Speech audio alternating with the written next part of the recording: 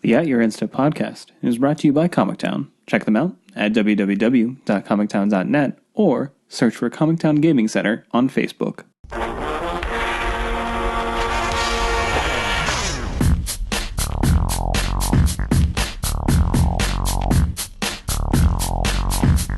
Hello, and welcome to At Your Insta. My name is Morgan, and I'm here with Mike.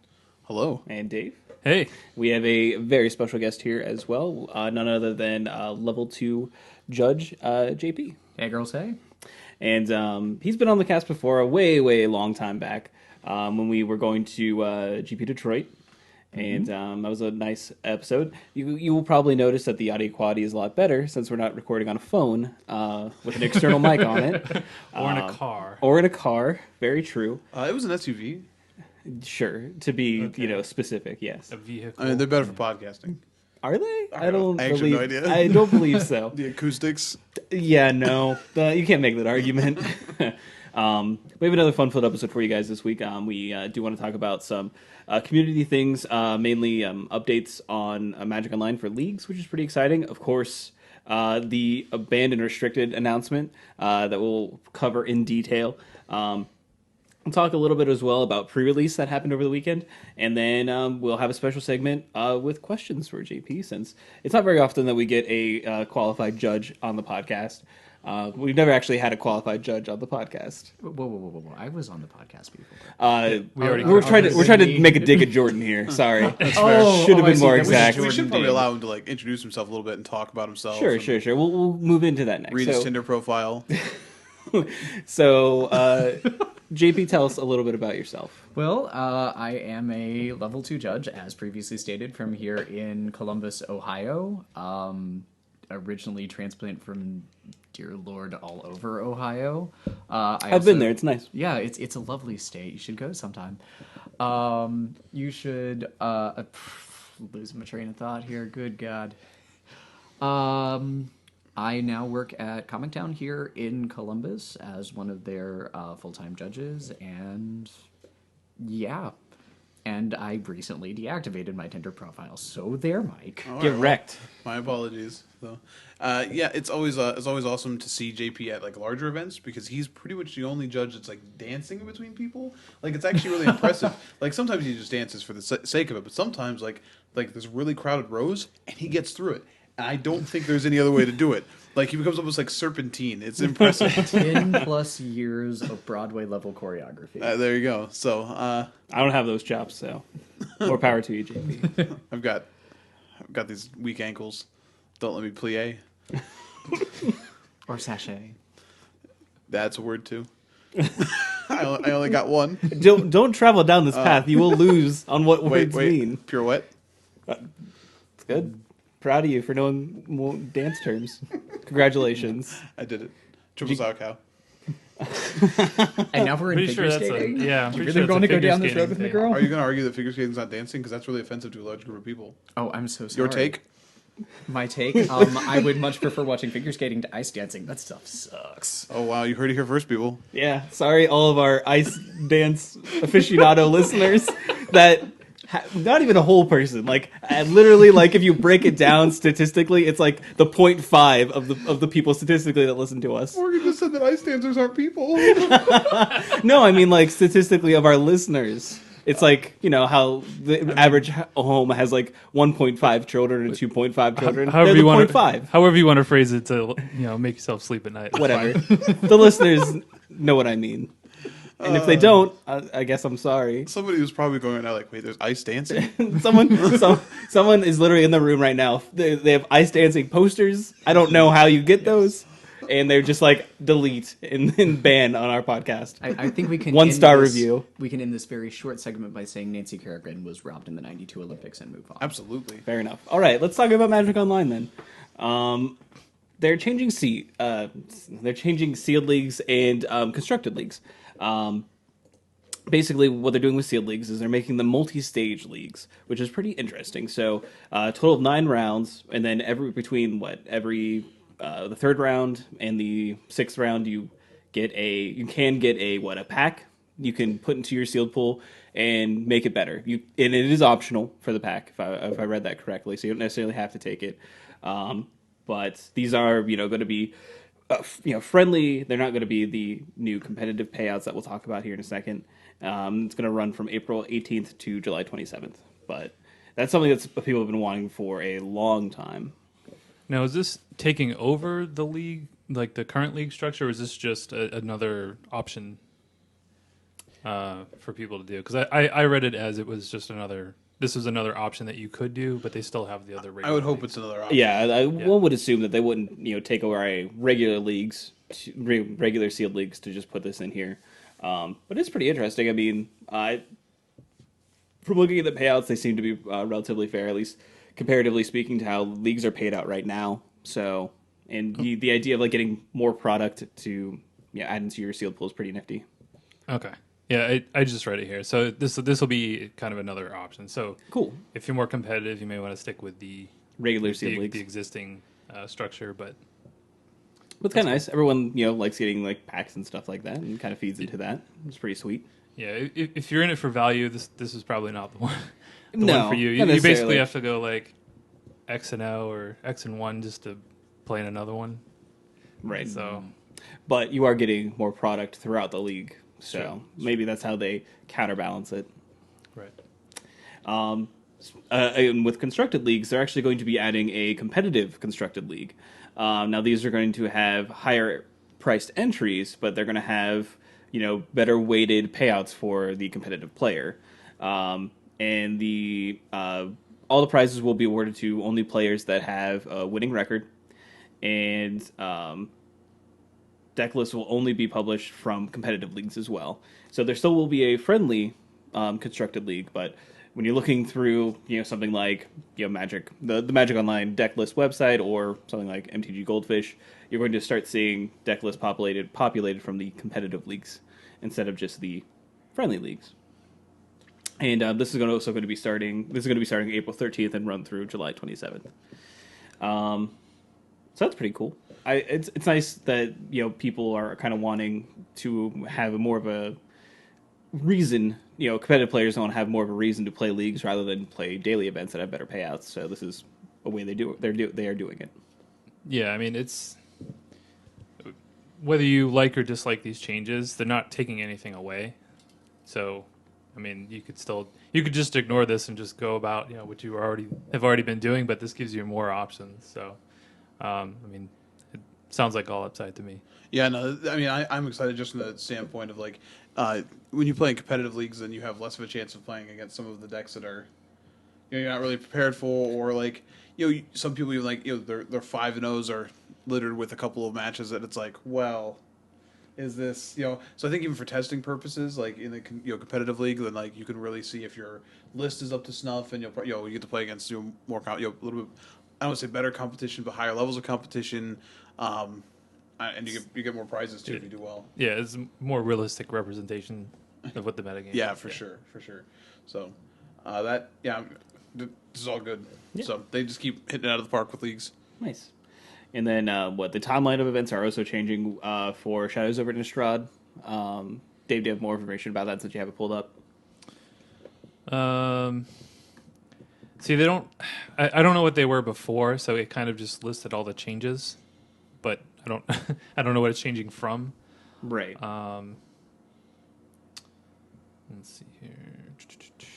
So the rotation is going to happen on April 13th, which is next Wednesday. Mm-hmm. Yeah, when they have the downtime. So I believe they're moving that. Are they moving that up? I believe it wasn't like a week behind before. I'm not sure. That would make sense, But, yeah. for it to be a week behind, basically. I know that Shadows over Innistrad is like hitting pretty close to when it hits this week, and then next week, by the end of next week, it'll be on Magic Online. Right. So the timeline here is Wednesday, April 13th, downtime. Standard is going to rotate. Shadows of Innistrad becomes constructed legal. The banned and restricted changes that we're going to talk about here in a minute go into effect. Competitive Standard League begins, and new friendly leagues for Standard, Modern, Legacy, and Pauper begin. And then on Friday, April 15th, is when the pre-release sealed leagues start. Cool. On Awesome. JP, do you play a lot of Magic Online? Unfortunately, I don't. I got a new laptop over the holidays and literally just recently re-downloaded Modo for the first time in.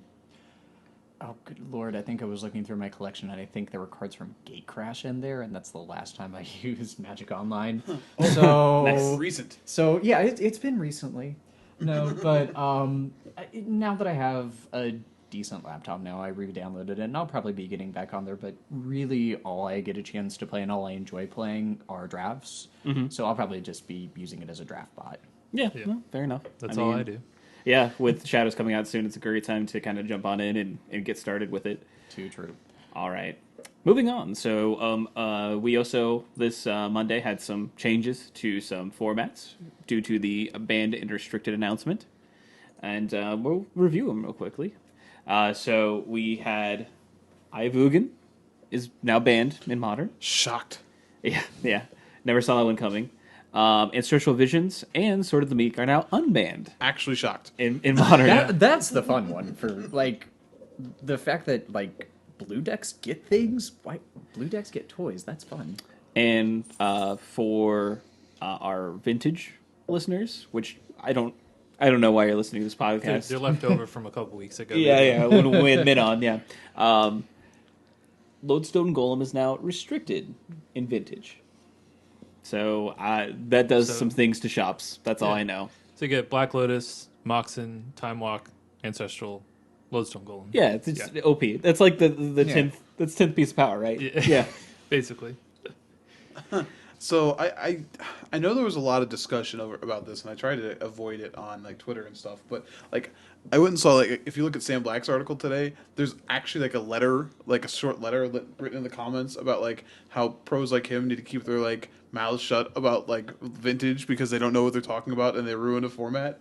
Like sincerely, the vintage community, and I was just Wow. like, okay, there's some vitriol Like going around like here. the vintage community is like an organized crime family, and they're like, you need to keep your mouth shut about things you don't know about.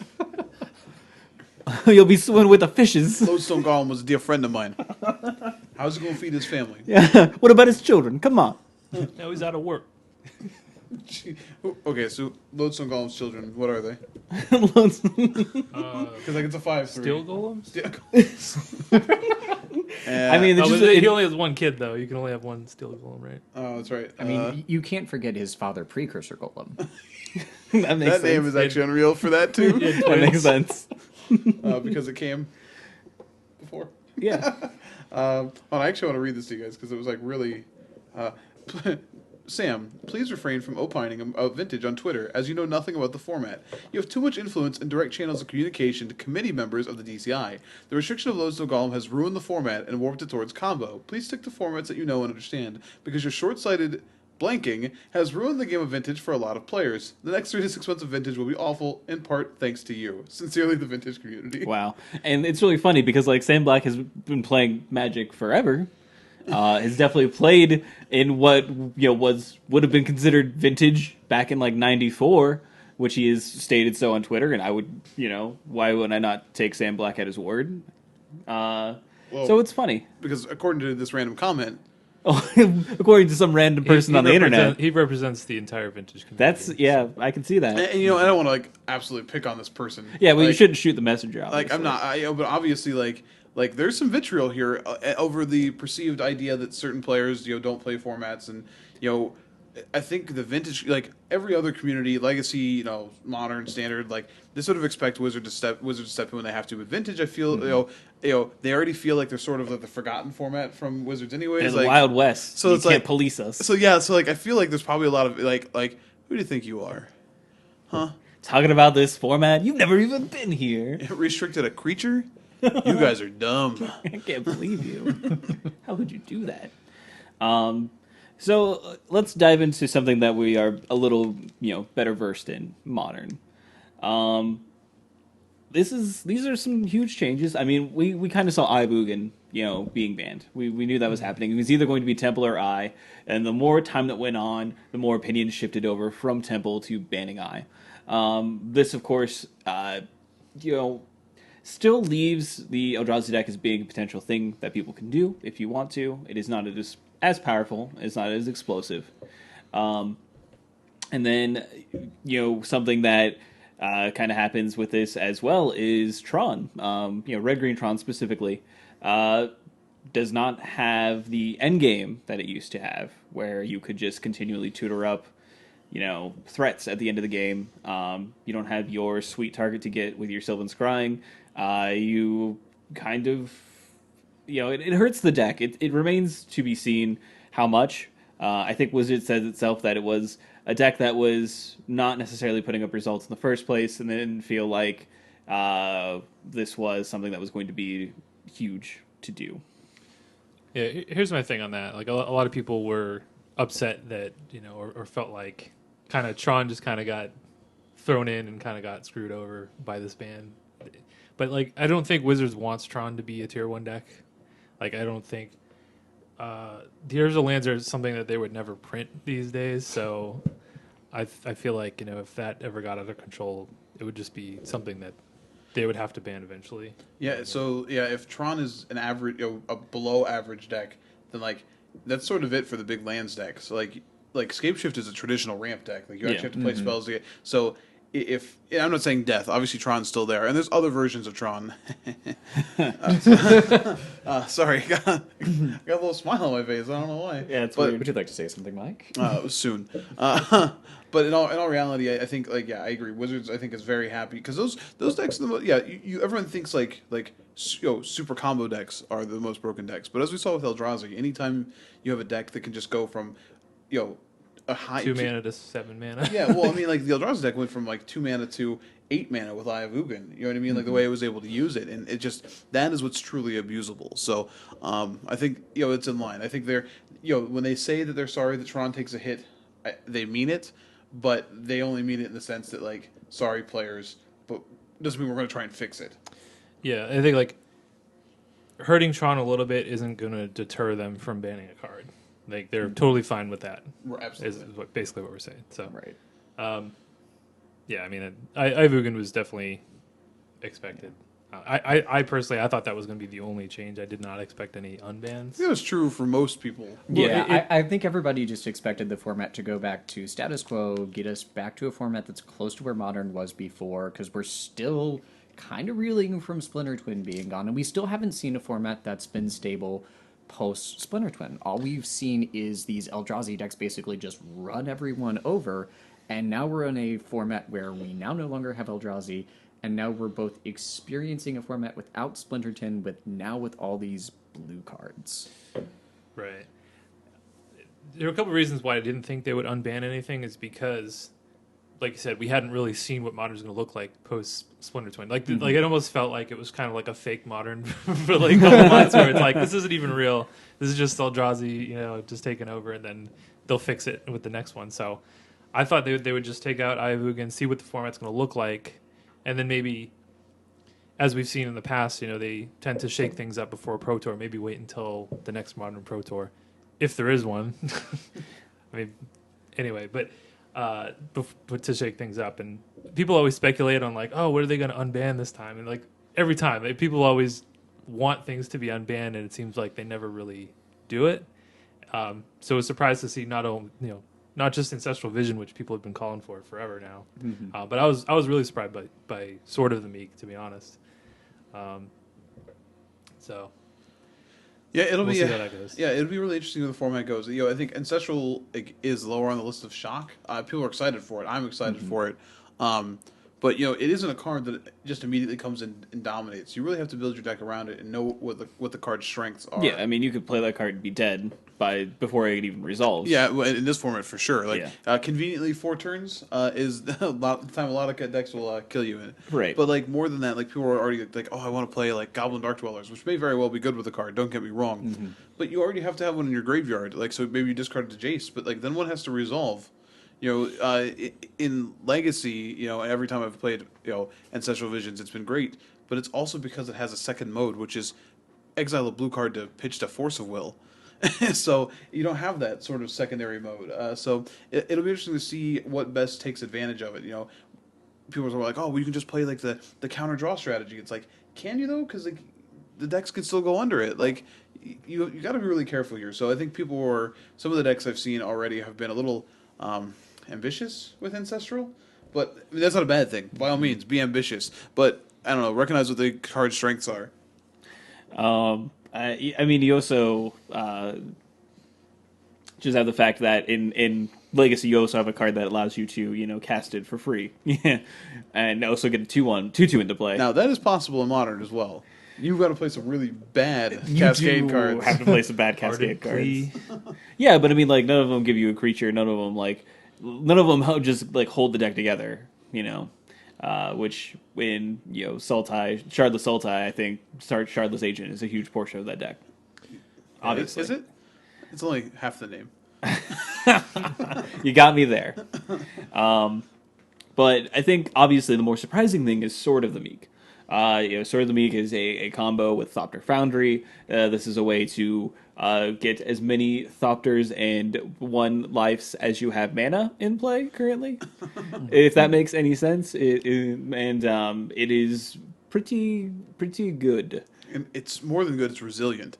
The way that you can build decks with this, when you have things like Academy Ruins and you have like Gifts Ungiven in the format, and you go back to sort of the old ways that you could put that deck into play, and it doesn't have to happen quickly. Like that's the key to that. Like when it does happen, you're like, oh, it's like slow and oppressing, and you get to see the life drain out of your opponent's eyes, and I love it. Yeah, that was kind of when I saw that. My first reaction is I remember playing against this combo in Extended, so this is pre-modern being a format, and I used to play Zoo in Extended, and the Thopter Sword combo is not fun to play against. Now we do have some things, we do have some cards that have been printed since then. So we have Abrupt Decay, Kolaghan's Command, Scavenging Ooze. Did you have Stony Silence in? No. Oh, okay. Possibly the best card in Modern. Oh, okay. No. That's a real good card. No. So I mean, there are a ton of ways to kind of break it up. But even if you have an answer, I mean, if they have a bunch of mana in play, they can still just make 4 bunch of 1/1s guys, yeah. to gain 4 life, and then You've seen Lingering Souls be a staple of the format. A couple 1/1 flyers is a good enough game. right, yeah, absolutely. And you mentioned Gifts Ungiven. That was like the first thing I thought of when I saw that. I was like, you can theoretically create a gifts pile of Sword of the Meek, Thopter Foundry, Academy Ruins, and Crucible. Yeah. So you can just always get it. Eventually, it is kind of slow. It takes time, but who cares? Yeah, but it doesn't have to. It doesn't even have to take up a large part of your deck. You could literally run 1 sword, one foundry if you wanted to. Now, if you're playing it a more dedicated version that tries to win through that, then obviously you're probably going to want to run more copies of Thopter Foundry. But And it's probably true. But Yeah. it's it's really interesting. The other sweet. Oh, sorry. Go ahead, Dave. Sorry. I was just gonna say, like, Sword of the Meek being unbanned, like, kind of makes other cards that good again. And I think you know where I'm going with this. Yeah, I think Pure Steel What? Paladin. No. Oh, that's a card I'm excited about. Okay. Yeah, that's the thing. I Pure guess. Steel Paladin says whenever an equipment enters the battlefield under your control, draw a card. Oh. Okay. There you go. So, what's really cool is that you can sack it, and you have things like what's the equipment you can tap, and that Paradise Mantle. Yes. Yes. Yeah. Oh yeah, it's a grape shot deck. And it's disgusting, Okay. but yeah. I was gonna go with Thirst for Knowledge, which is that card is already good for me. well, it was good in your deck, yeah, blue white Tron, but that's a card that it's really good. I mean, that's a card that has seen vintage play and has been very good.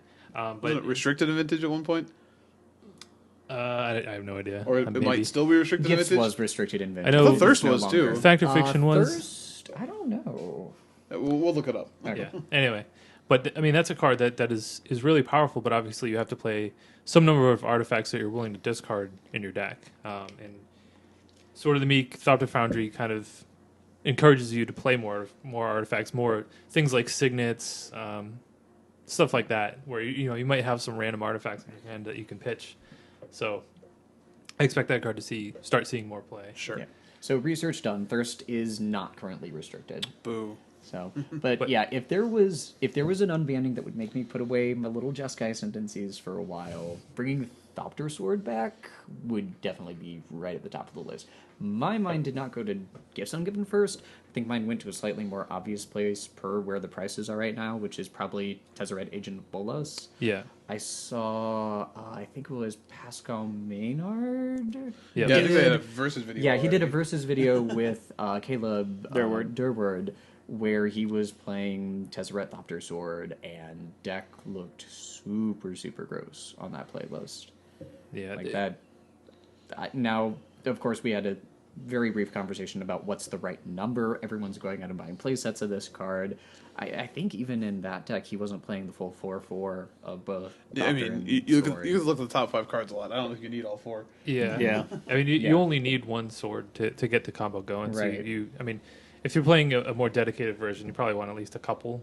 Right. But you don't really need 4 swords to get it going. Yeah, but I'm looking forward to finding swords and pulling out the Thopter Foundries out of storage and putting something awesome together with these combos.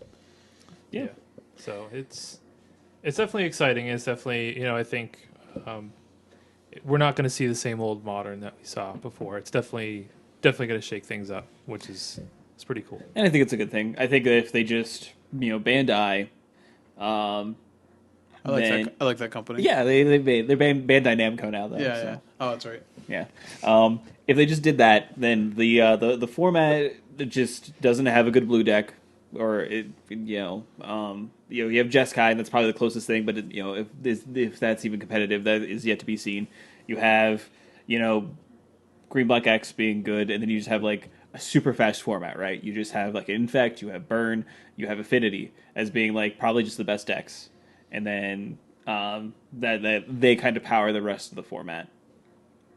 But with the idea of now you can play, Sword of the Meek, you can play Ancestral Visions, it gives Blue Decks new access to the format they did not have before.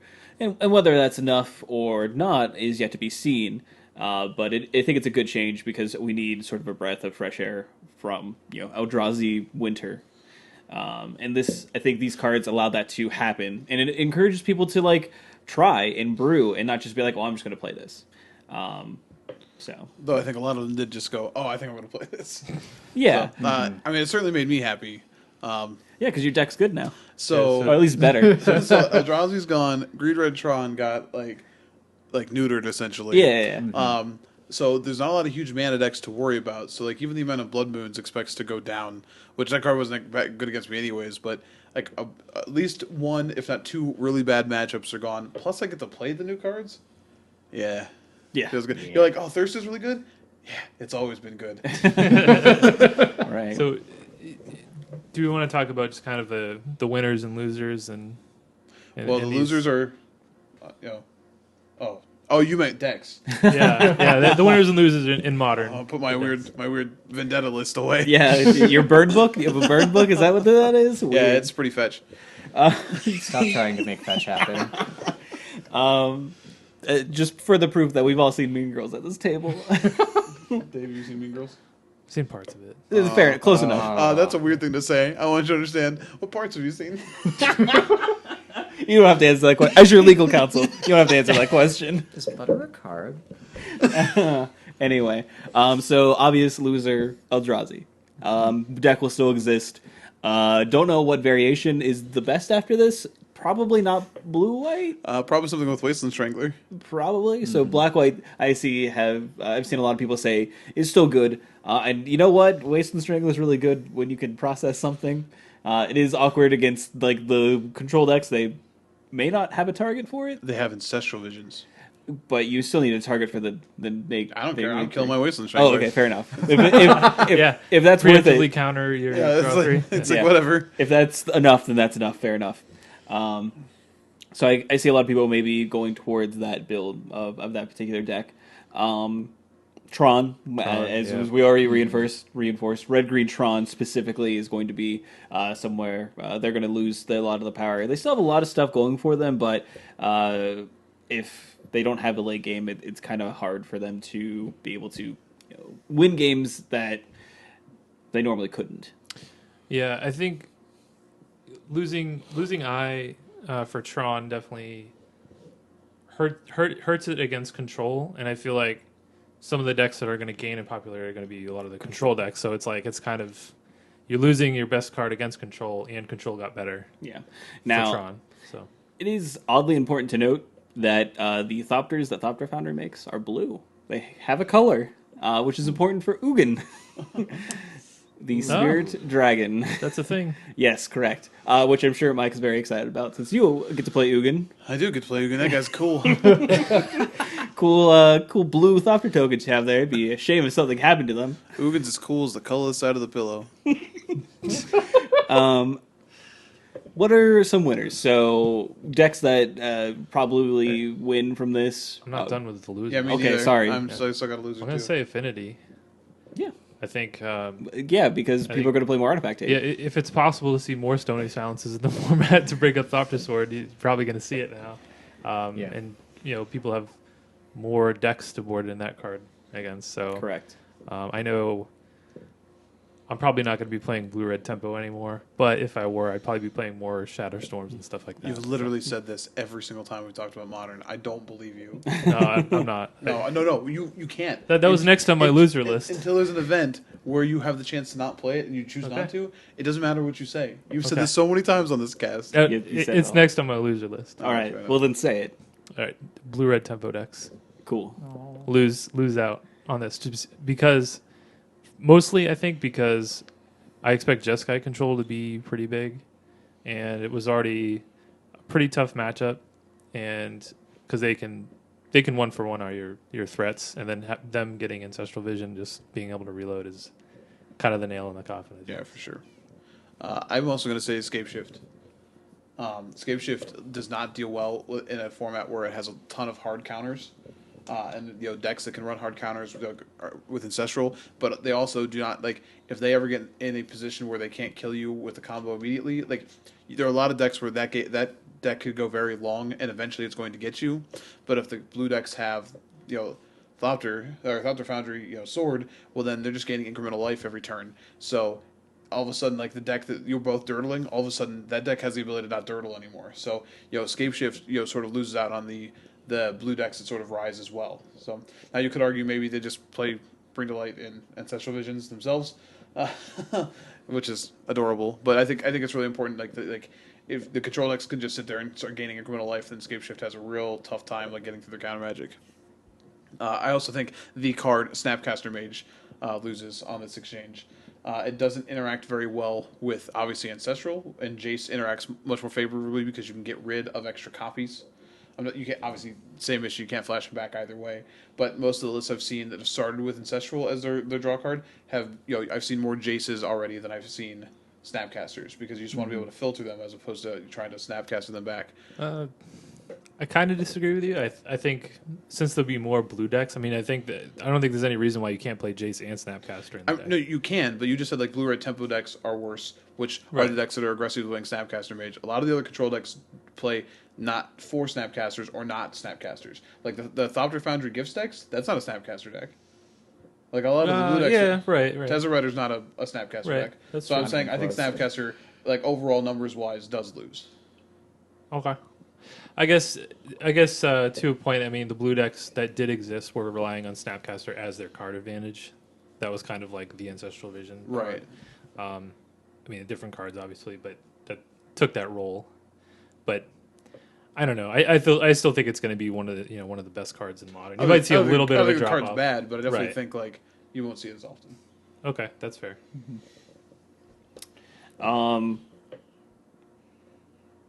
I don't know where what happens to the green black X decks. That Sort was of one of the ones that I was going to bring up because I played Junk for a while and obviously put it away when Eldrazi became a big deal. But where does an Abzan deck land now? Where does Jund even go right now? I think Abzan is probably a better black-green X shell, simply because it could side in Stony Silences, which seems very good in a new Thopter Foundry metagame. But Jund still has access to Golgan's command to blow stuff up. You also have access to Knight of Soul's Betrayal in Jund, which is pretty good when you're just making 1/1s. And Abrupt fair. is always a thing. Yeah.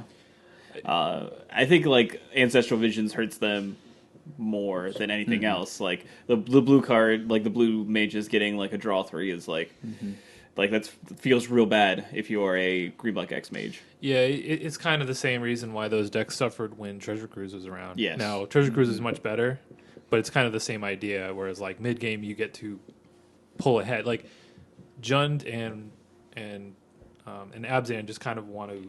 They would like to play a game where you both have no cards in your hand. Yeah. Their top decks are going to be better than yours, most likely. And if you just get to draw 3, in the middle of the game and just pull it, like you could just have a huge turn.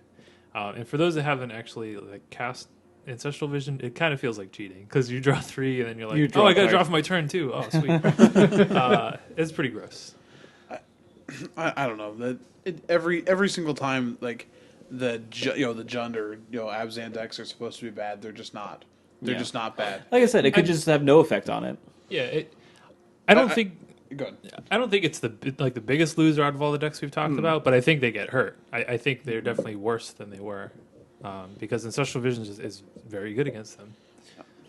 And Thopter Sword actually is pretty good against those decks as well. Sure, there are a lot of answers, a lot of 1-for-1 answers, but like we kind of talked about, if Control plays it on turn 10 and it has a bunch of mana untapped, then okay, you abrupt decay the Foundry, but they still get a bunch of tokens, and then they may even have Academy Ruins or something to do it all over in a couple Yeah. turns. That's why I'm a big firm believer in like at least like cutting off them getting a bunch of creatures. So like something that gives all their creatures neg 1. We also have like Illness in the Ranks as well. If you want to play That's a pretty sweet one. real loosey goosey. That's not loose. I've played that before. Okay, yeah, fair enough. It's not. It used to be good it's against fun. Splinter Twin too. It used to be very good against players win. But you do have that option as well. So I think they're about medium. I don't think they really gain anything and didn't lose anything that much. Maybe a few percentage points, but those kind of decks are always like a 50-50 against like a lot of things. They never have any exceptionally good or bad matchups. Yeah, that's kind of what they do. Yeah. What do we think about? I think combo decks that can win like through light permission are probably pretty good, right? So we're So talking about contr- winners now. Yeah. Okay. Transitioning, unless you think there are any sort of other medium decks. All right. No, we can talk about winners. Yeah, I think you're right. I think like the combo decks. I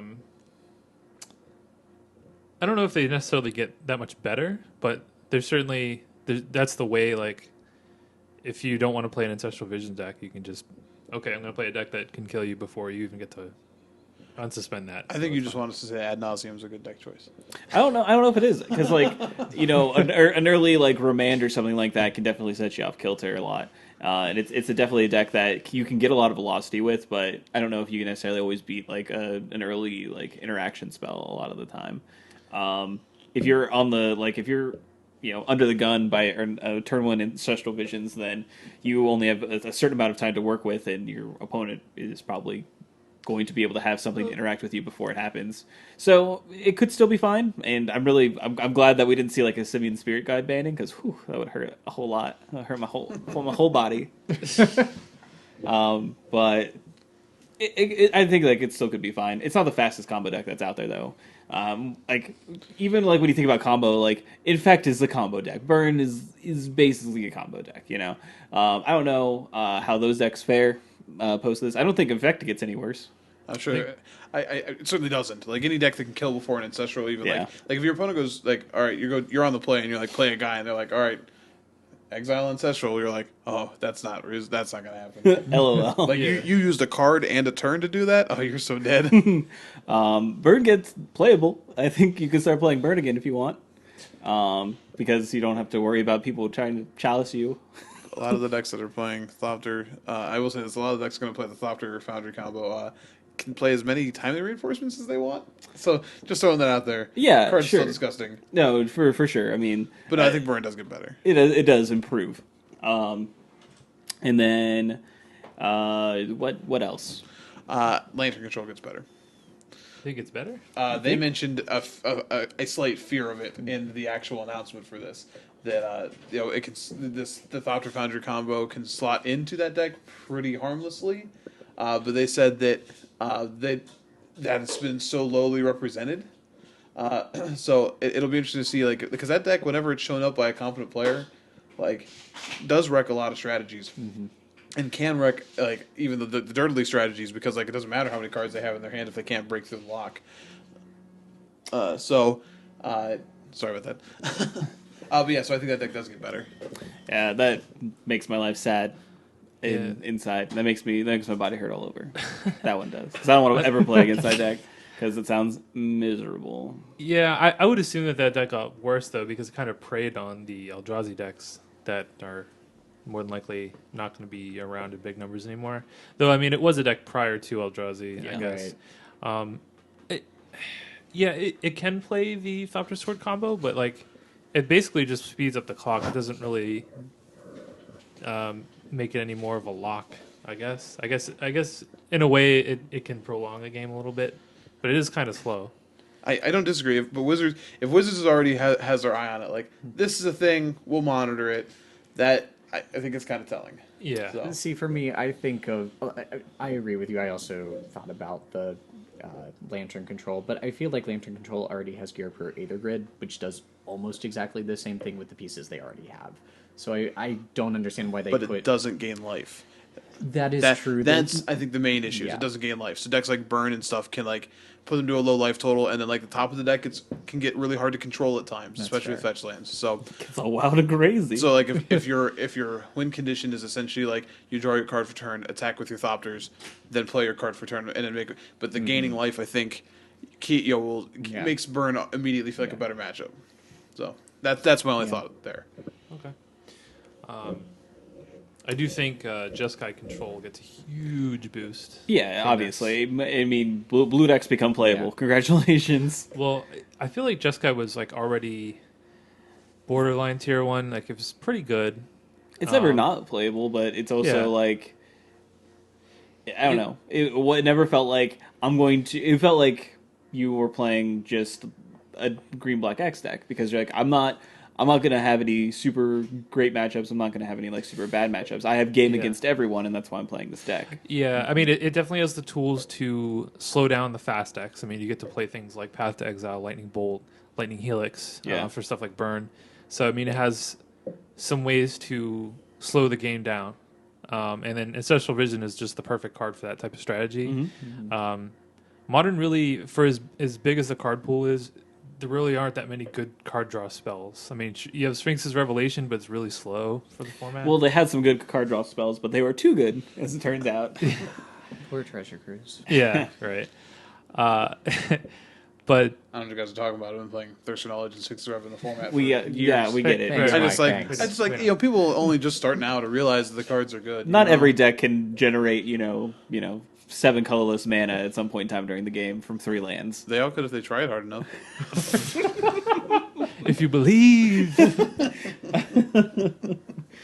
Anyway, yeah, I definitely can see that just control or blue control decks obviously see a boon from this. yeah, possibly Grixis Control, though I don't think I don't think that one will be as good as Jeskai. I mean, Grixis certainly gets better with the lands decks out of the format. So I don't know. I think just the fact that any of the blue decks can come back, like Jeskai was so popular and like wasn't oppressive ever, was just really popular, and then just became unplayable. And I think that turned off a lot of the a lot of the player base. Just like this is the deck I want to play, and like, well, go crazy.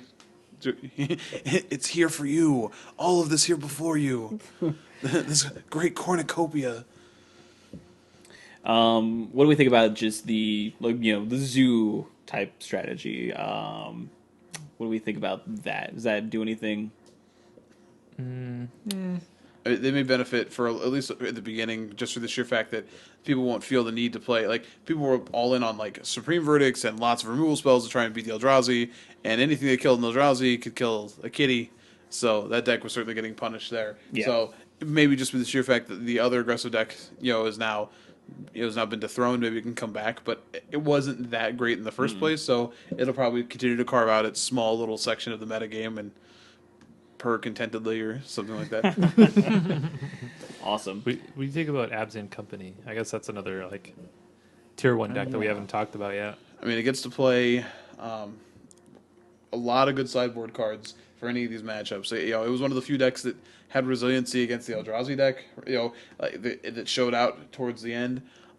It gets to play all the white cards. You know, like Stony Silence. It gets to play Scavenging Oozes. To break up the combo, it gets to play Kasali Pride Mage in the main deck if it wants to. That deck is probably, you know, and also doesn't care about incremental life gain. Like, just doesn't care. I don't know how the matchup goes against something like Jeskai Control though, who's able to, they're able to sweep the board, they're able to play some counter magic to kind of throw you off. Oh no, for sure. No, what we might actually see is a metagame. I know that's crazy. Yeah, right. Like, it hasn't felt like a real metagame. Like, there's been a lot of Wait, decks, what? but it may actually feel like a metagame where like different decks actually position against each other. It'll be so refreshing. It'd be nice. I mean, no one really knows what that's like in Modern, so we'll see. Yeah. Nobody knows the Trouble Modern scene. No, it's clearly seen a lot of banning, so probably not. Nobody knows. Anyway, But Jesus. maybe. just maybe. Any other decks that people want to bring up? I don't think I think we've hit on most of the big ones, so I think we can safely move on away from the banned and restricted list. All in all, probably good changes. We'll see. Sword may be a mistake, but let's mix some things up. I'd like the Miss Frizzle approach to Modern. You know, ask questions, make mistakes, get messy. Those things, not necessarily in that order. I don't remember the order. You may. Some players may not. So Wizards obviously does. that's true. Mrs. Frizzle, head of R&D. We're getting a lot of school bus related cards printed. Just go with it. Let's go with it. I mean, sure, I'll buy it. Anyway, let's move on. So there weren't any competitive tournaments over the weekend. It was just pre-release, which, you know, is very casual, should be very relaxing. You just have go there, you have a good time, you play with the new cards. It's fairly awesome. All of us were involved in pre-releases, whether we were, you know, playing or judging them.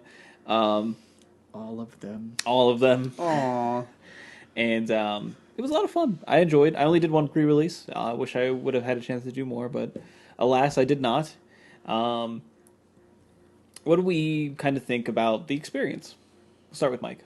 I had a lot of fun. Just playing with the cards a little bit. Like I went what 4-2 in the 1 6-man or 6-rounder I played, and then 3-2 and 2 at a giant. So like I didn't like blow the doors off the format or anything, but I really enjoyed some of the mechanics. I really liked Investigate. Like it felt good. I think you and I both had Tamu's Journal and our sealed pools, and that card's pretty good. So I had Tamu's Journal and double of the Illuminator. That's the 1/3 flyer that makes you investigate. The first time you investigate, do it again. So I had multiple games where I got the combo off where I made 3 clues in my upkeep and then just got to make Tamu's Journal into a planar portal. And then I had the Golem, the 3/5 that you can put for 2 mana. You can put a card from your graveyard on the bottom of your library. And definitely had multiple games where I was just like tutor up this spell, cast it, put it on the bottom of my library, tutor up again. Oh man, it was when I was doing that, I felt like, man, this is the most broken thing I've ever done outside of a cube, like in limited. But it was really fun. Like so, you know, it was a very nice change of pace, and this is something I've heard from a couple people already. But it was a really nice change of pace compared to like, you know, Battle and Oath. Like you didn't just like die to like an 8/9 all of a sudden. You're just like, Right. oh, I don't have a removal spell for this. Like the cards were pretty evenly cast. My only gripe is the same gripe I had in the original Innistrad, which there weren't many because that format was beautiful. I definitely lost a couple games too. Like, you know, I kept I had a mulligan, had to keep like a 2-lander, missed a 3rd land, and my opponent played like Woodland Logger or whatever it is, turn 1. the 2/1 that becomes a 4/2, you know, because it's a werewolf, and like all I did was mulligan to 5. I don't get to cast spells, and now you have a 4/2 beater on turn 3, and you just lose the game very quickly. Mm-hmm. So the werewolf mechanic ends up feeling like a Punisher mechanic sometimes, like just like, oh well, I'm better because you can't draw lands, or you know what I mean. Like so that still feels bad, especially in, you know, in that limited format. But beyond that, like I really enjoyed it. Like it was great. It felt balanced. I had fun. Yeah, I did the same 64-man capped event, and my pool was like really not great. All in all, I made what I could of it, but it was not overly impressive, and still ended up going 3-3, losing like my last game to some bad mana situations on a bad mulligan. So all in all, I mean, like it was good, even though my deck like didn't feel that great. It still felt like it was doing, kind of powerful things, which is fun. And I think 50% of my matches involved a Planeswalker cast by my opponent. So that was fun. That was a good pre-release experience. Definitely not what I would call ideal. My first round opponent had 2 Planeswalkers. He had Jason Arlen. And I got to pick the brain with Delirium, so I got to look through his deck, and I was like, he was a newer player, and he definitely had his Arlen out because he had his checklist card in. So upon sitting down, I realized that he may or may not have an Arlen in his deck. So I was like, well, I need to decide in this card so I can make him discard it. And looking through his deck, I was like, oh, the first Planeswalker I come across is Jason. I'm like, geez, okay, yeah, you already won the pre-release. You opened 2 Planeswalkers. Congratulations. But no, it was fun. I think the format's pretty sweet. It's kind of surprising how everything kind of works together with it, and you don't really notice it until you're like playing with the cards. Like I had the 3/2 flyer for the Abbott Researcher that flips into the 5/4, which is a great card. I wasn't playing enough. I don't think I was playing enough instants or sorceries to really play it at its full potential. But you'll play a 3/2 flyer for 4 anyway, so it doesn't matter. And I had that card, and that card was just constantly feeding my Delirium. Like I always had a way to turn on those spells, and Madness was kind of an interesting thing. It worked out really well with a lot of the other cards that I had. And just some of the synergies that I had with sacrificing permanents and stuff like that, especially when some of the removal in the format already disables your creatures from doing anything anyway, so you're not necessarily losing anything. But yeah, all in all, it was pretty good, and I really enjoyed it, and I really want to play more of it. So hopefully we'll be able to do more sealeds or drafts or stuff like that. But it's a fun limited format. Yeah, I agree. So I actually got to play in a pre-release this time around. I wouldn't say I normally play pre-releases, but I do if I'm excited about a format. And I really thought this set looked really sweet for limited, so I decided to go out. Do got to give a shout out to Justin Aiello, a local player. I actually was not able to get into the capped 64-man event, and he sold me his slot, so I was able to play. So There are only 63 players in that event. Oh, yeah, that was a little frustrating, but that was also quite that was awkward. supposed to work. Love you, Justin. but yeah, I was able to go 5-1. So finished 4th, got some product. It was pretty cool. My pool wasn't ridiculous. I did have some. I ended up going black red, basically vampires theme deck. It was pretty gross.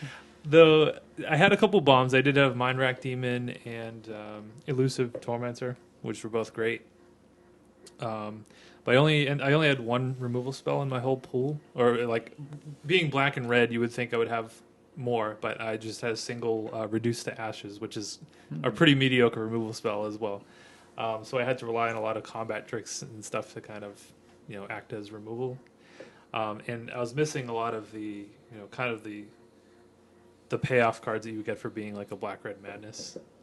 But my bombs were really good, and had some really good vampire synergies, like I said. So I had the 1-drop, the Indulgent Aristocrat, lets you sacrifice creatures to put counters on all your vampires, was great. The 2/1 flyer that can't block, that gives your you can pay to give your vampires haste, was great. Stensia Masquerade was disgusting. That's the one that gives your attacking creatures first strike and puts counters on your vampires when they hit. So it was a lot of fun. Did you ever get the madness that went in during combat? I did not get to Madness.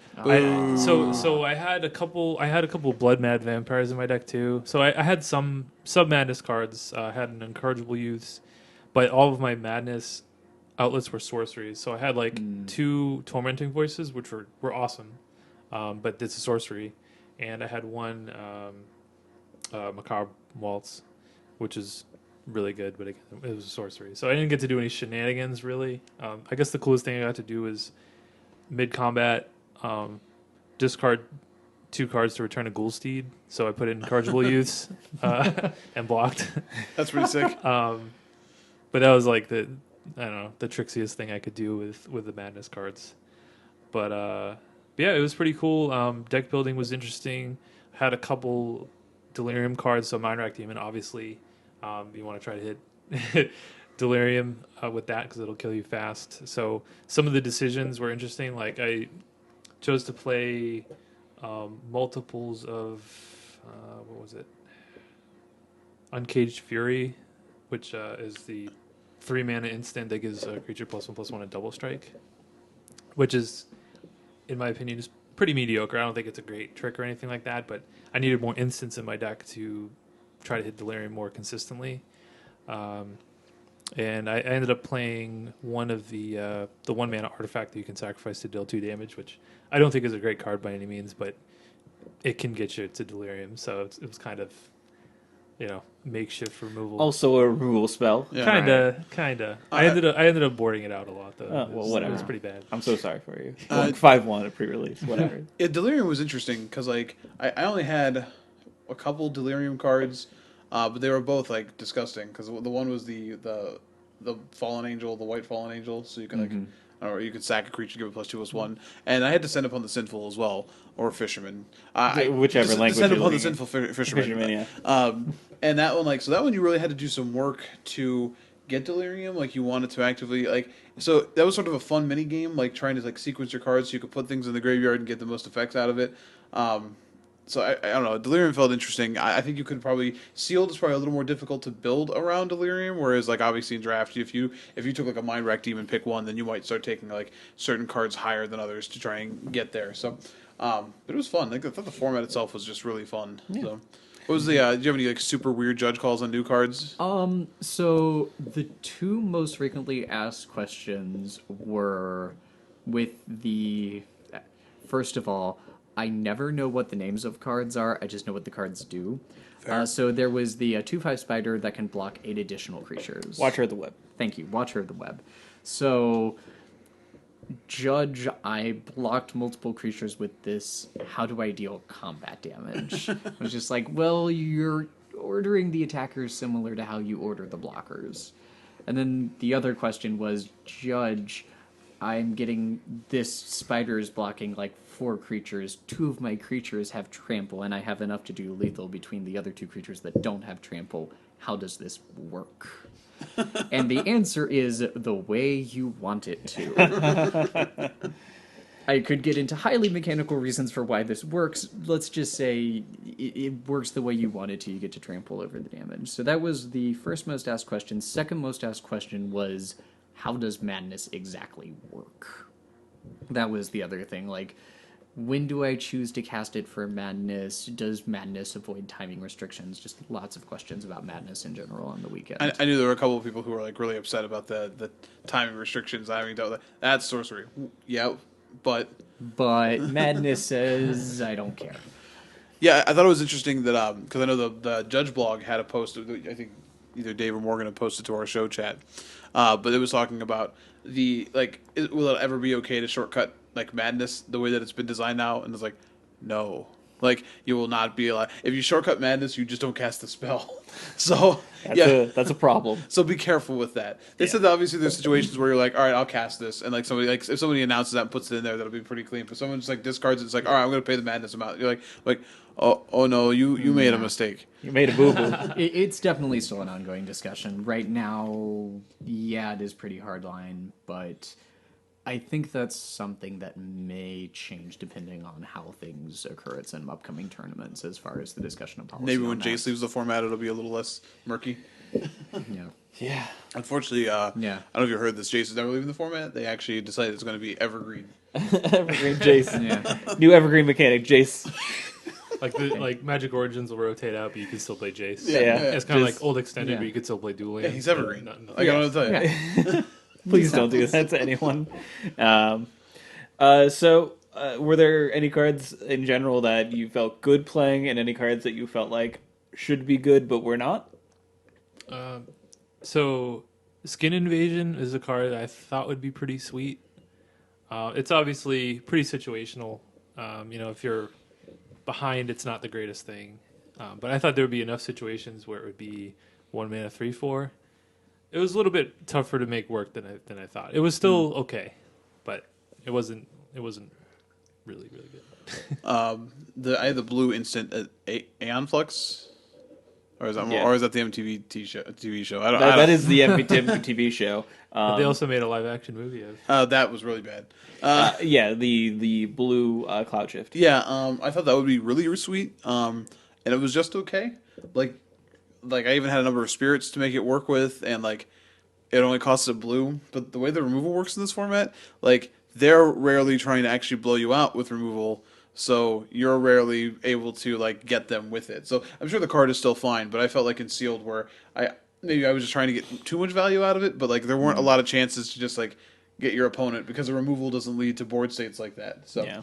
like flickering in response to a bounce spell happened, and that was cool. But Yeah, I definitely played that card and got value out of it. But I got about as much as I expected because I was playing it because I just needed more instants and sorceries in general to flip my 5/4, my 3/2 into 5/4, yeah. and it was good enough. And by the way, doing that in sealed, pretty cool. It kills your opponent real good. Yeah, apparently Ojutai stats on a creature, fine, just fine. Yeah. I don't know. All the cards kind of played out how I expected them to play out when I was playing. Scumbag Morgan asks question, doesn't have answer. I don't know. Everything was about my deck was pretty medium, so everything in it was pretty medium. I really did like the 7/7 for 6 that whenever it attacks or blocks. Oh, the one with Menace. Yeah. that card's really, really good. Yeah, a card I knew was going to be good and was really good. It definitely put a lot of people in like a bind when I played it. They're like, I was like, yeah, More Necropod. yeah. It's a slug horror. Also, since we've had like Macabre Waltz in Origins, it is definitely, I think, much better in this format. Oh yeah. You have so much more Yeah. synergies with it, and it just being able to rebuy something and then discard your madness card and play it is huge. So that did- card is much higher. Yeah. I definitely like multiple times got to cast Macabre Waltz, like return Mind Rack Demon and like Blood Mad Vampire, and then discard Blood Mad Vampire. Yeah, It exactly. was sweet. I opened 6 of them in my sealed pool. No, 5 in my sealed pool. So they were less Oh. good because my black was really bad. Yeah. Okay. Well, yeah. Then you have those instances for sure. I just remember like looking at them because it was 5, not 6. So it was like, man, this is almost as many as I could have opened. Like outside of a foil in each pack. Yeah. So yeah, that's pretty good. Yeah. Speaking of people who opened a lot of cards, how many foil Traverse the Evenwalds do you have now, Dave? So in my sealed pool, so I got my pre-release foil was a Traverse the Ulvenwald, and then I opened one in my in the packs A foil. foil, and then in my prize packs. I also opened another foil, so I just have 3 random foil Traverse the Ulvenwalds. Which it's not the worst foil to have. No. And my wife's to a giant pool. They had a non-foil and a foil in their pool too. Yeah. Wow. So across this, we could have had just a play set of foil traverses. Yeah. Cool, You guys are just going into the woods. shiny. Very, The, very. the Twilight Woods, from what I Yeah, understand. sure. Yeah, that makes sense. There's a lot of shiny vampires in there, so it makes sense. All right. I think, real quick, Yeah. a card that I had that like a lot of people asked me about that if it was good was Elusive Tormentor. They're like, "Oh, is that card like really good?" I was like, "Yeah, Or that's yeah, unblockable? it's really How is that good. card not good? It's unkillable if So like you play it right." I knew it was good, and then I saw I think Jordan had one, and I saw him like his opponent who were like on this total board stall, so he was just like draw for turn, no discard, flip this into the mist, Yeah, attack, attack. flip. I was just like, Oh, oh. Like Yeah. I wasn't even thinking of that. Like I wasn't even thinking of that like line with that card. It was more like attack for 4 or like block it or flip. We can do this. We can have cool. It was just like, oh no, it's straight unblockable too if you play it this way. Yeah, Oh man, this card is disgusting. yeah. Yeah.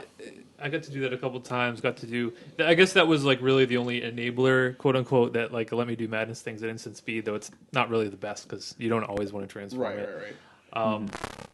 Another card that I played against was Markov Dread Knight, which is the 5 mana 3/3 vampire with flying. And then Card's you unbeatable. lets you discard to put 2 counters. I think in this format, more than others in the past, so it's like there just aren't. It felt like there weren't as many flyers. Like if you're not playing like white, I think has a lot of like spirits and stuff, but like or blue obviously, but it just felt like there were less flyers overall, and their card was just like unbeatable. But Sweet. yeah, that's all I got. Awesome. Well, enough pre-release talk. Let's move on to our special segment. Since we have JP on, we decided it'd be a good time to just ask him some questions, get a different perspective of the Magic community here on the podcast. So I don't know how you guys want to do the questions or anything like that, but I will leave it up to you folks. And then I'll hand the mic over more to JP so he can answer. I actually What do you translated. mean, you folks? Wow. Yeah, I meant it as the people who are in this room. He hates the Irish. Wow. That would cause me to have a lot of self-hatred. So I actually translated these questions into Klingon, and I was going to just yell them at you in Klingon because you said that's whatever the best. Allow me to turn down the mic first, please. No, I'm just kidding. I guess Dave, you and I can go back and forth. Yeah, that's fine. Okay. So just some basic questions first. Sure. Don't even worry about the lie detector. Ignore it. Just act like it's not there. What about the electrodes you guys strapped to my? Those have nothing to do with the questions. Oh, We just okay. like those. All right. How long have you been judging So Magic, I have been judging for 4 years. people? Since I was born. Okay. No, so I always put that qualifier on it, which I was honestly shocked because when I saw the questions you guys were thinking of asking, I went back and I looked. Okay, so what was my first event? Holy crap! It was February of 2012 was the first event that I judged for Magic. That was when you could be in level 0 and email Steven Swanger at Star City and say, "Hi, I'm interested in the judge program. I've never judged a Magic event before, but I think I would be a very good judge." The reason why I thought I would be a very good judge was I have been judging Pokemon, the trading card game, for almost 11 years. And before that, the people who actually got me into organized gaming and working on the organized play side of gaming was actually Andrew and Kristen Looney at Looney Labs. I worked for them in their big experiment at Origins for 3 years before I started doing Pokemon, and that was kind of my first step into organized play judging, which then led to doing Pokemon for some amount of years, and then led to me doing Magic. Fun note if you didn't know this, my favorite thing about Pokemon judges is I am a Pokemon professor. that's the best. They're just professors. That's so, I have the lab coat. I have the lab that's coat all awesome. blinged it's out. the best thing. There are pictures of me in the lab coat online on my Facebook page. You can find those. Do you ever wish that Magic had a better name for the Magic judges? Do I wish Magic? No. Okay. We have the Planeswalker symbol on the back of our High shirts. Inquisitors. High Inquisitors. No, I think Pokemon Professor is a very flavorful thing, and it's something that's kind of needed for the way that Pokemon has their organized play structured, but for Magic, because it is a slightly more how do I say this? Adult clientele. It's not only adult clientele, but it's a much more structured, organized play, as opposed to Pokemon, which is more focused on all players having a very enjoyable time. Magic is more wanting a very constructed, organized play experience. Well, I think I kind of got the second part there of getting into it. Yeah. So what do you enjoy most about judging then? The thing I enjoy most about judging is I do enjoy that part of the game where I get to help players have an awesome experience at an event. I love structuring events. I love creating events where players are there to not only have a good time, but also play really high-level competitive Magic, even if it's at a pre-release or if it's at a PPTQ or any event that I'm at. So I have to assume that you like the feeling of helping set it up more than playing, because it kind of forces you to be on the sideline when you might want to be playing, some sweet brews. It has been since I started judging more than I was playing, which I took that step to be more of a judge about 2 years ago. It's been harder to watch events where I'm just like, there's a PPTQ this weekend, I'd love to play, or there's this Star City event coming up and I could play in it because it's modern and I love modern. But at the same time, I find for myself, when I was playing, I got to the point where I got frustrated with my own playability in the fact that I felt like there were a lot of matches and a lot of games when I should have been winning, and I just wasn't pushing through, and it got me frustrated to the point that I was just like, why am I actually doing this? Like, I enjoy playing the game. There's no question about that, but when I think about the time I get to interact with judges, the time I get to interact with players when I'm a judge, I'm always having a good time doing that. So why wouldn't I do the thing that I always enjoy doing at events? Yeah. Makes sense. For the record, too, having played the guy in Cube a number of times and playing other various things, just because he doesn't play that often doesn't mean he's not good. Just so you know. The bigger thing for me, if we can slightly tangent on the playing side, the reason I actually don't play much anymore is because I don't consider myself very good at Constructed. And unfortunately, right now, Magic is in a state where if you are not good or do not test extensively in constructed formats, you just really can't push through to that higher level competitive play. I consider myself a drafter, first and foremost. And the fact is, there are not that many sealed and limited PPTQs or high level SCG or other level events to play in. Yeah, I always wondered, if SCG ever thought about bringing back, they used to do the draft challenges. Right, they used to do the draft challenge, draft open, something like that. Yeah, that'd be awesome if they did Yeah, something.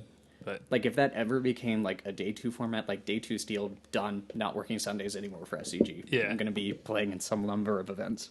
yeah, I think I never have really considered judging just because I enjoy playing so much that it would be frustrating for me to just always just be watching. I'd be like, oh man, I really want to play. Though I do enjoy teaching people, and I think that side of it, like you said, creating that environment. I guess I in a way I do that with Cube. I'll often host Cube, here in Columbus, and I like creating an environment for people and having a good time and everything. So I get it. I enjoy playing too much. So, next question I have for you here is, I guess, focused more on Shadows over Innistrad.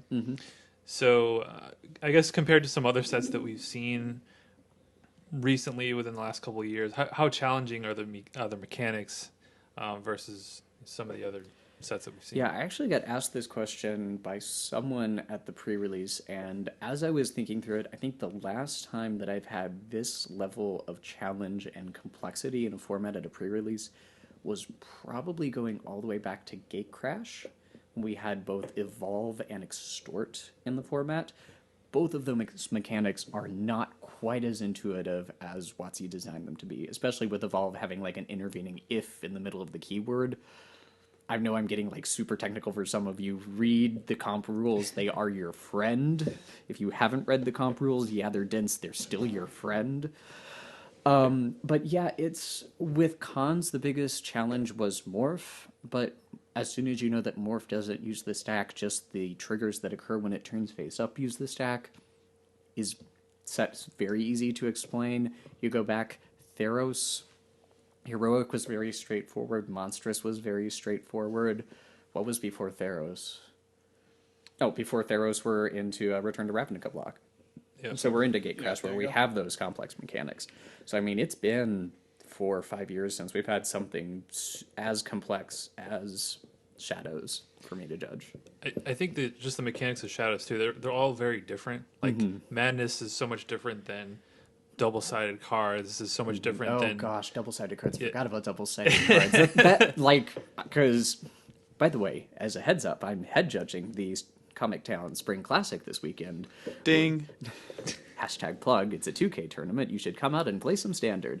But one of the things I'm really, really dreading and prepping the judges on ahead of time is we have double-sided cards in the format. We've already had them before, but they're going to be en masse, and we have to let players know you gotta have opaque sleeves. Gotta have opaque sleeves, or else. checklist cards. Or checklist cards, or you're getting 8 losses, which suck.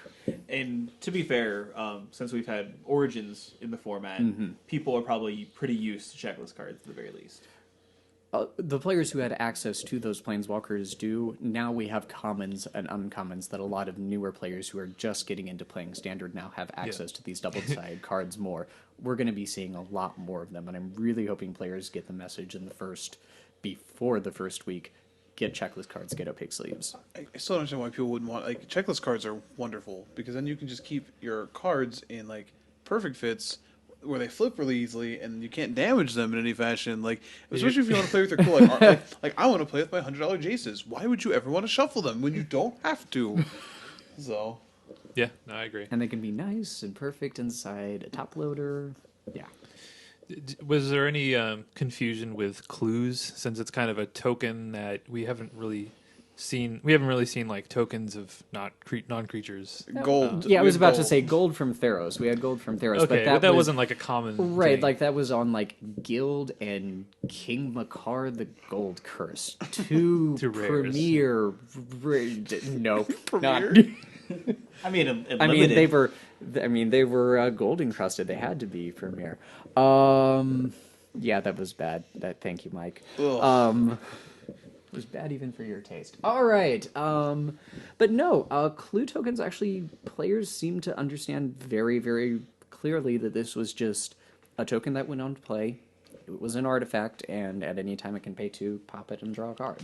Okay. It seemed to be very straightforward. It seemed to be very intuitive. Players just got it. All right. Are there any? I guess you touched on this a little bit, but are there any mechanics in general that you just hate, or types Dredge. of mechanics? Dredge, sure. Dredge. It's like, so I'm okay to go to my draw step? Yeah, okay, so I'm gonna dredge now. No, I want to remove that. No, it's too late. That's a replacement effect, dear. Yeah, dredge is especially not fun for players who don't yet really understand how replacement effects work.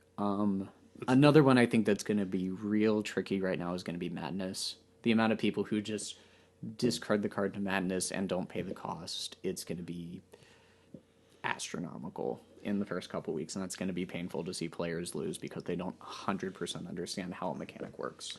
Okay, so I guess I'll stop you there with Madness, because this is something that I'm kind of interested in myself. So if I activate Jace Vryn's Prodigy, Sure.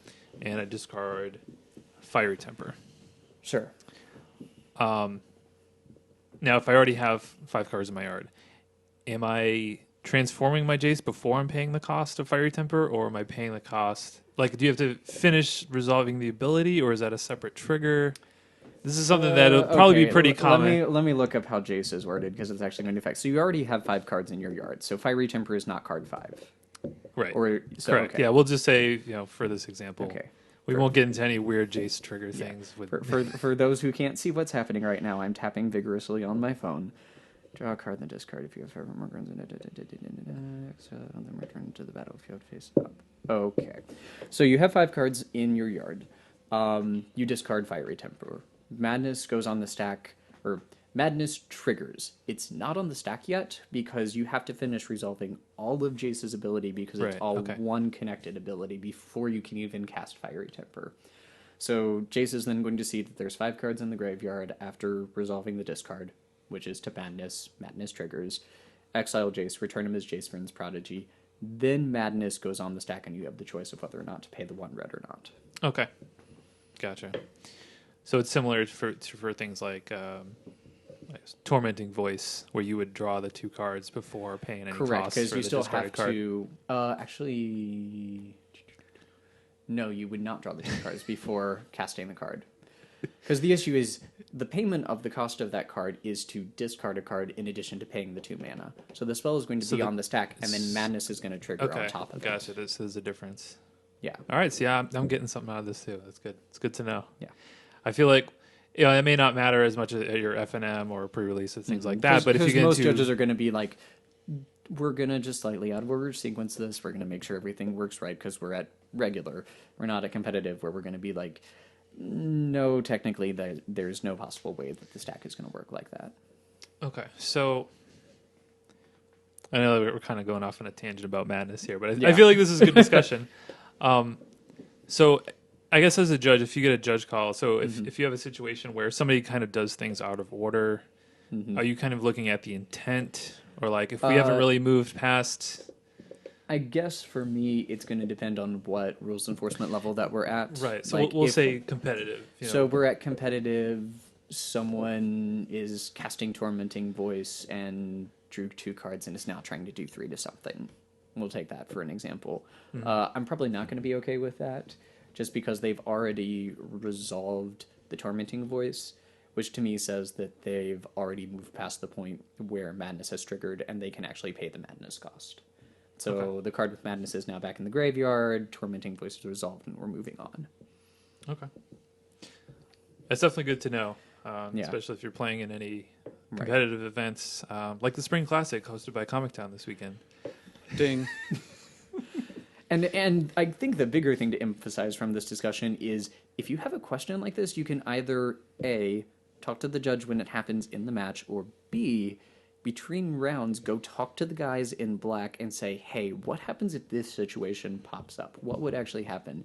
The amount of times where a lot of players can preempt their judge calls by talking to a judge about how cards interact before their match happens could be solved so many times. Like, we are here to help you as well as to enforce the rules. Please help us help you.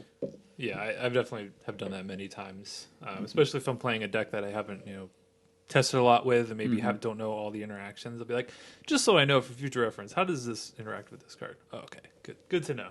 You can save yourself a lot of heartache. So let's move on here. So do you, JP, have a preference of which type of events you like to judge? Like casual, competitive? Competitive.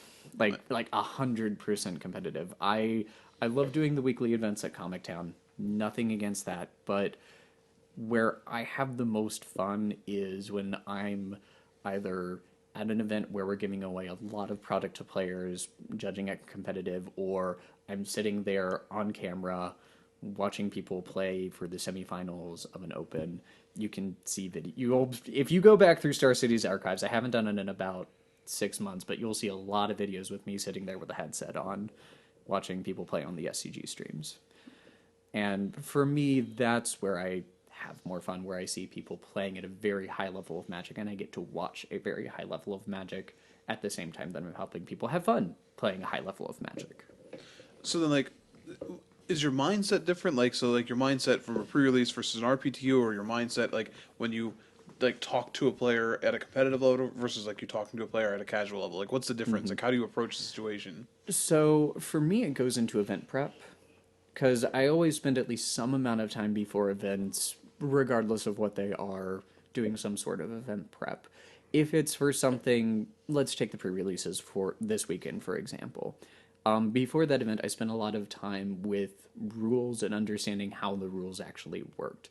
So I spent time reading the FAQ for Shadows over Innistrad. I spent time reading how Madness worked. I spent time understanding when and how a lot of the Delirium triggers work. So I spent a lot of time with the mechanics of the game.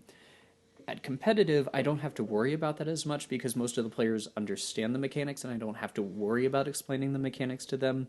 But what I do have to worry about explaining to them are the interpretations and reasonings behind why things exist in the International Penalty Guideline the way that they do.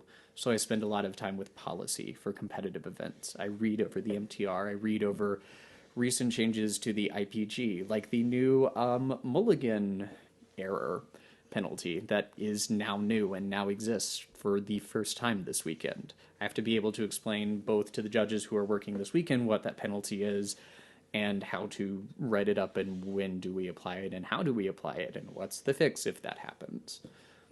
So that's kind of the difference between my prep for those two events. Makes sense. All right. So, so you mentioned that you have judged a lot of larger tournaments, SCG Opens and things like that. Have you judged at a Grand Prix? Yes. I'm actually at the end of the month flying out to Toronto to do the GP up there. I've done, I think I've done like 4 or 5 GPs at this point. Awesome. So is there anything, I'm sure there are things that happen behind the scenes, but what kind of goes on behind the scenes that the regular player may not know about as far as... Well, we're always talking about the players behind their back. Like, we always, all the time say, gosh, that Mike Kenny boy, he's terrible. I knew it. Terribly hot. Ow. Who said that? Thanks, Morgan. That was nice of you. I mean, behind the scenes stuff that players don't know about.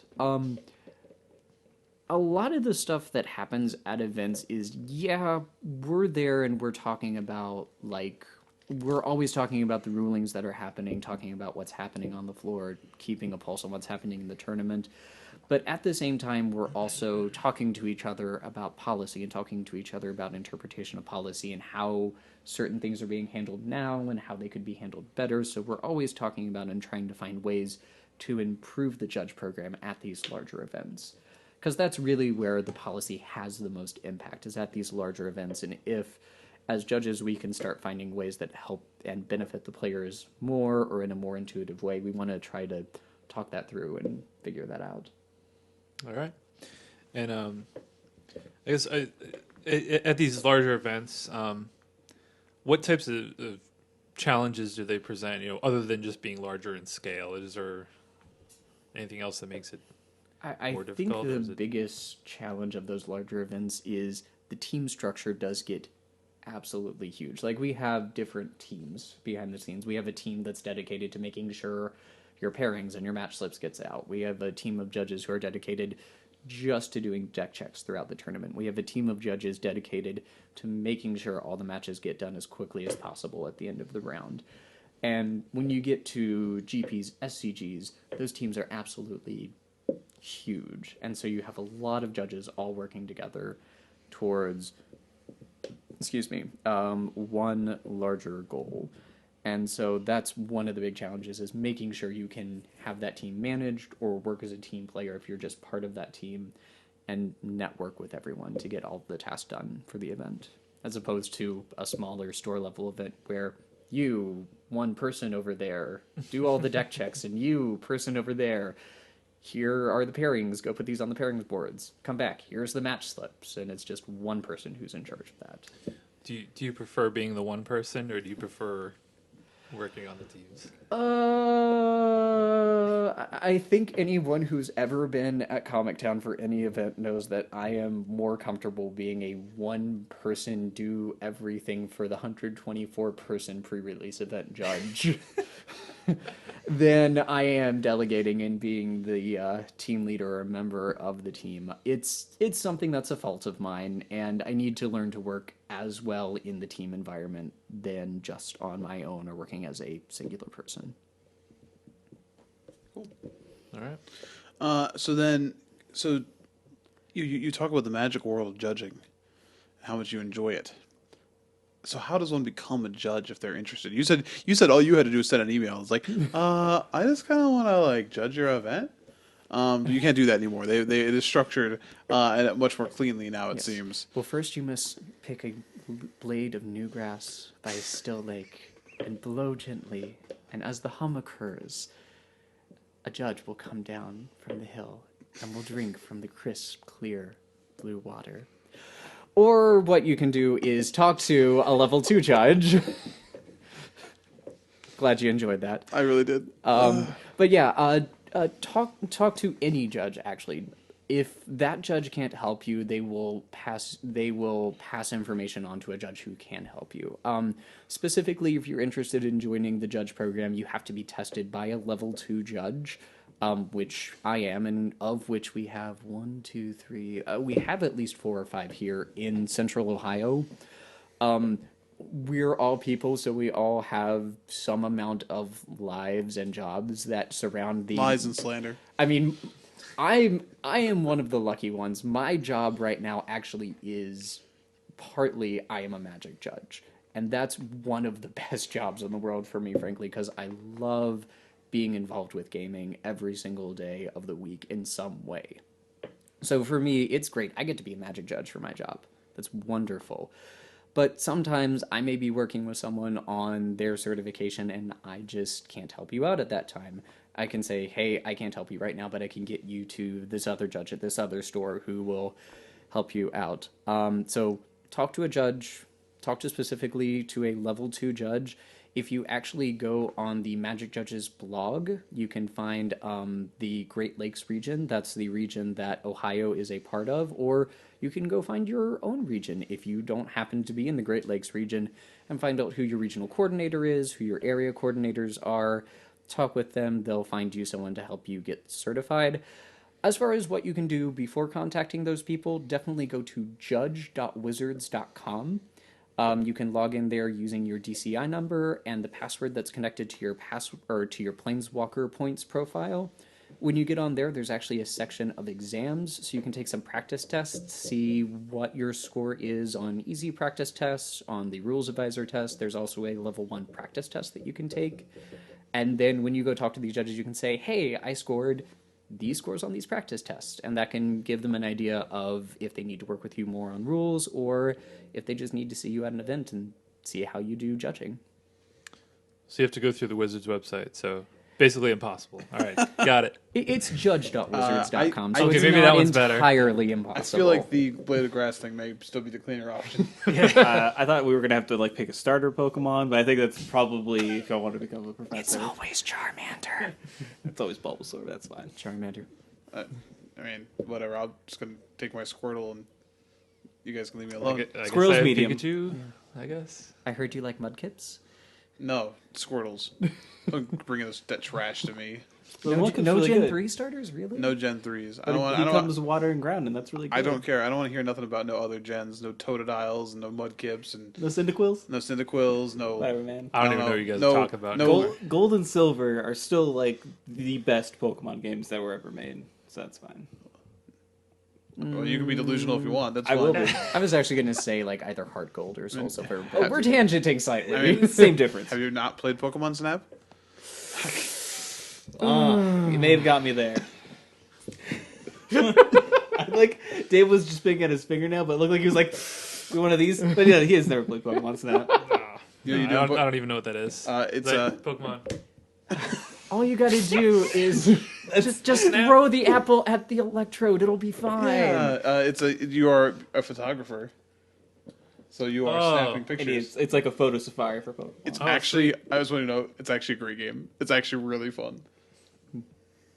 Sounds like it. I was always jealous because I never had a Nintendo 64 growing up, and I always wanted to play that game. Game is sweet. I've never played it. I could download it for the Wii Virtual Console. I was about to Wii say it's U, available on Virtual Console. if I really wanted to, but ain't nobody got time for that.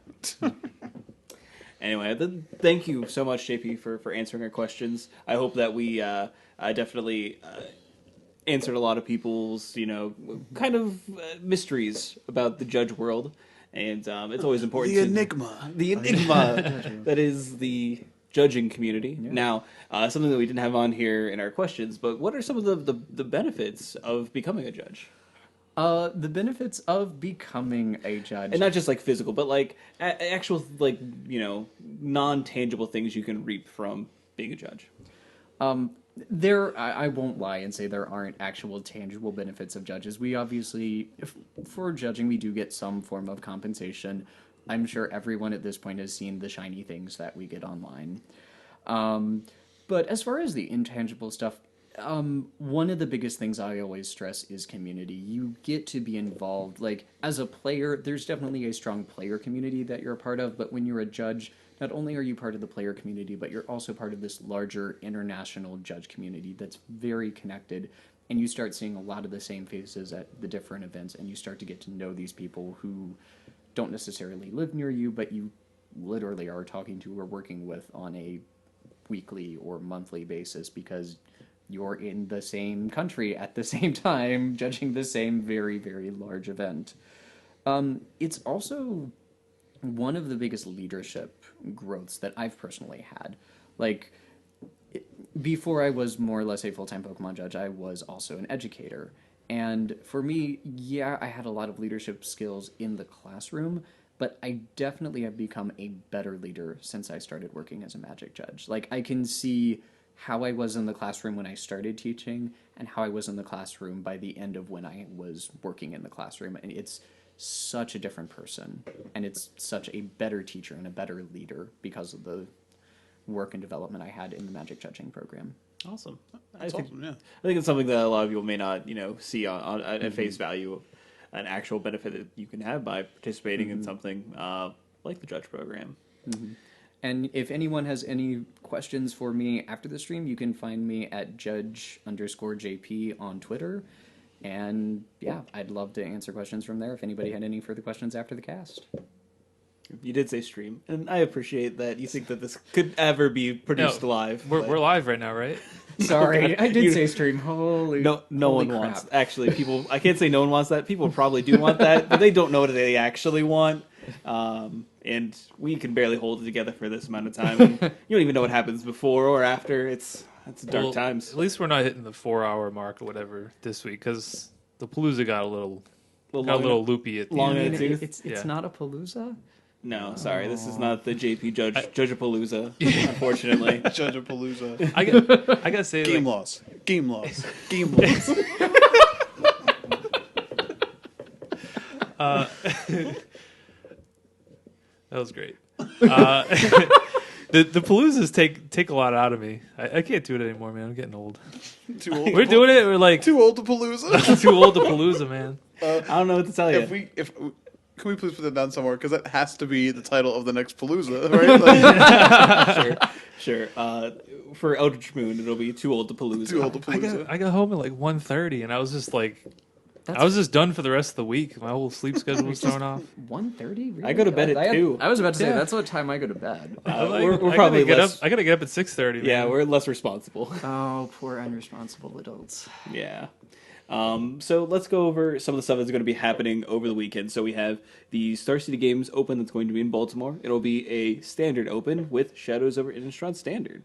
So that'll be very fun and exciting. So if you are not attending an event, you can watch that via Twitch. We also have some awesome Comic-Con events happening this weekend. So we have a F&M that's going to be standard as well as draft that are both Win-A-Boxes. And then there's going to be Modern. That is not a Win-A-Box, but it's still going to be Modern post Eldrazi ban. So if you are rearing to play it or get ready for what's happening on Sunday at Comic Town, that's going to be your opportunity to do so. Then on Saturday, there's going to be the Comic Town Spring Classic. That is going to be Saturday at Comic Town. And it's going to be a standard tournament, so a great way to break in your new standard brews. And JP, can you assure us that Comic Town will have many Shadows over Innistrad cards available for their customers? Oh no, we're just opening one box. That's good. No, no, Perfect. no. That's great. I really enjoy the Mad Maxian sort of dystopia that would create at the store. Like you would literally have No, I actually did the box opening. We actually got some of our boxes in today, so I've actually been cracking packs all day. I think we're like 3.5 cases in at this point, and we're going to be cracking at least 4 more. So we're going to have over a case of cases in the case by the time the store opens. That's it is caseception. It's a lot of cases. yeah. Yeah. So there you go. Yeah, If you are and one other thing about the Spring Classic, we're starting that event at 10 a.m. Registration starts at 9. If you happen not to do so well at the Spring Classic, there's another store in Columbus who actually is holding a PPTQ at 4 p.m. That's Guard Tower. They're on the other side of town. So you can come out, try your hand at the new standard format at our store at 10 a.m. And then once we get very close to top 8 at that point, if you want to have another shot at standard, you can head across town to Guard Tower and have a shot in a PPTQ there. Yeah, plenty of options for our local and less than local players to participate in some Magic over the weekend. And if you're not local, be jealous. Yeah, extremely. Or drive here. Yeah, fly here. Or I mean, if you're at Baltimore, that's cool too. I guess. Yeah, you're fine. Not as good. Also, on Sunday, Comic Town is actually going to be hosting a Modern IQ. And what time does that event start? Same start time, 10 a.m. Registration opens at 9. So, if Standard isn't your thing, don't want to pay money for new cards, what have you, guess what? You can still play Modern on Sunday, and that's pretty awesome as well. Now, are there going to be any side events going on during the Classic? Absolutely. We're going to be running our normal complement of side events. That's going to be Go Infinite drafts, which are $10 drafts where the winner gets a free draft. We'll have Win-A-Box events in all constructed formats. So standard, modern, legacy, vintage. If you want to play tiny leaders, we'll make tiny leaders happen for you. And also, for those events, those are Win-A-Boxes. So the winner of those events are going to get a shiny new box of Shadows over Innistrad. So Awesome. Do 8 people still play Tiny Leaders? Probably not, unfortunately. Yeah. That's too bad. You could do Popper. Rest 8 in people peace. play Popper. Rest in peace, Tiny Leaders. Popper's delicious. Oh, is that a format too? Yes. Oh. Yes, it is, Mike. How many boxes of poppers do I need to bring with me to play this format? Like jalapeno Yeah, poppers? jalapeno Is that cream what cheese you're poppers. Oh, jalapeno poppers! Never mind. Yeah, I mean, how many do I need? What's like, is life total still 20? I think I could eat 20. Is it 40 or 60 popper decks? Oh my god. 40, can we play 60 popper? 60 popper? With a 15 card, I can't 15 imagine, popper I sideboard? can't imagine what my insides would look like after playing 60 popper. So, Popper players, I know that the mics have a little bit of a goof on your format, but it is legitimate format and becoming stronger every day. It's pretty fun. I used to play it a lot on Magic Online. Yeah, it has leagues. Like that's been Yeah. a real big revitalizer for that format online. So One of the reasons I re-downloaded Moto. yeah, buy a cheap Popper deck, grind some leagues. Why not? Truth.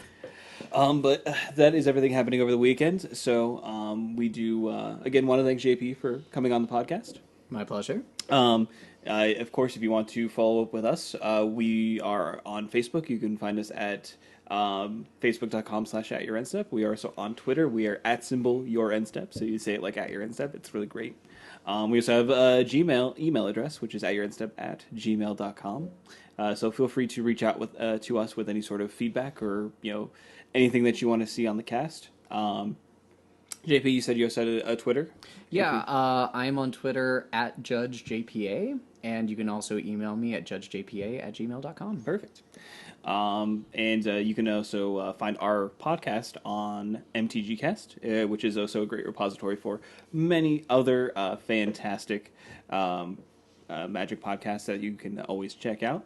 Also, check out Comic Town. You can find them at facebook.com/Comic Town Gaming Center if you want to see what kind of events are coming up and see some sweet pictures from some previous events that have happened already. But I do believe that is going to be everything for this week. Thank you so much for stopping by, and you have a great one. Bye.